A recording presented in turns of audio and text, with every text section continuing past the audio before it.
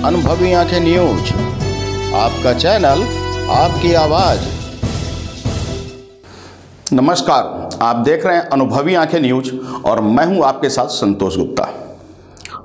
नेता तलाश रहा है लाशें। जी हां, नेता तलाशे लाशें। देश के सैनिकों के शौर्य और पराक्रम पर उठ रहे हैं सवालिया निशान।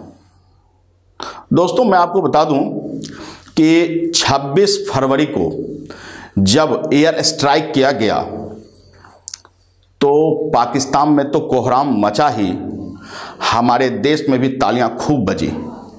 बावजूद इसके अब जब पाकिस्तानी मीडिया हंगामा खड़े कर रही है, पाकिस्तानी सरकारें हंगामा खड़ी कर रही है और कुछ लोग इंटरनेशनल मीडिया के हवाले से सरकार पर सवाल खड़ा कर रही है।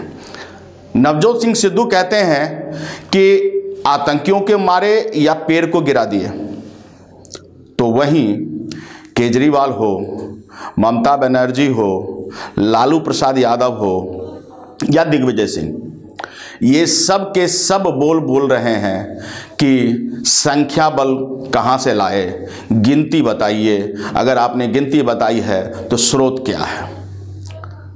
वहीं भारतीय वायुसेना के प्रमुख को आज मीडिया के सामने आकर कहना पड़ा कि हमने टारगेट अचीव किया है।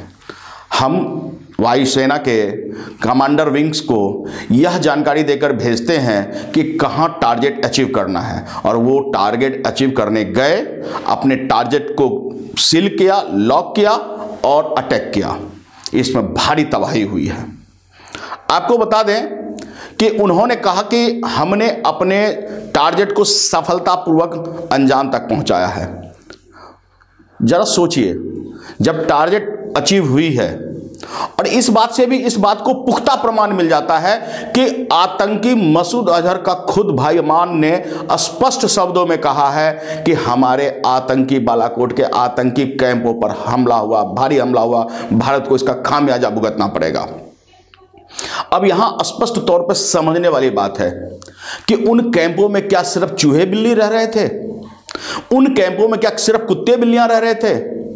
उनमें कोई नहीं था, कोई आतंकी नहीं था, कोई नहीं मारा गया। हम ये नहीं कहते 250 मर गया हो, 300 मर गया हो, 200 मर गया हो, इस बात के लिए हम नहीं कहते, लेकिन जरा सोचिए कि क्या उनमें कोई नहीं था?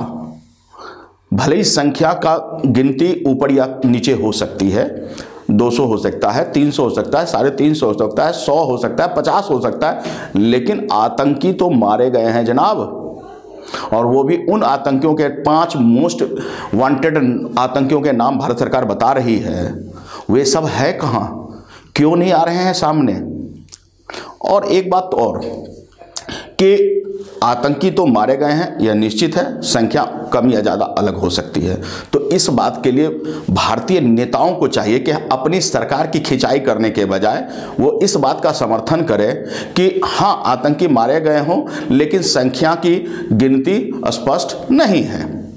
राजनीतिक कारणों से, चाहे अमित शाह कह रहे हों कि 200 मारे गए, 250 मारे गए या 350 मारे गए, या मोदी जी कह रहे हों, संख्या पर प्रश्न चिन्ह लग सकता है, लेकिन इस बात में कोई दो मत नहीं है, वहां आतंकियों के पोस्ट पर हमले हुए हैं और उनमें जान माल की क्षति हुई है, ये तो तय है।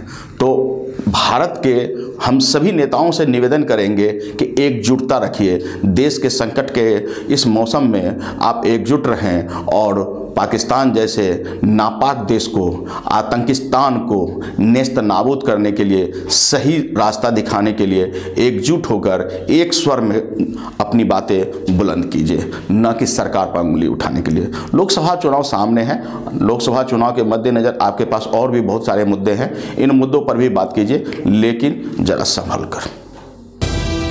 अनुभवी आंखें न्यूज, आपका चैनल, आपकी आवाज।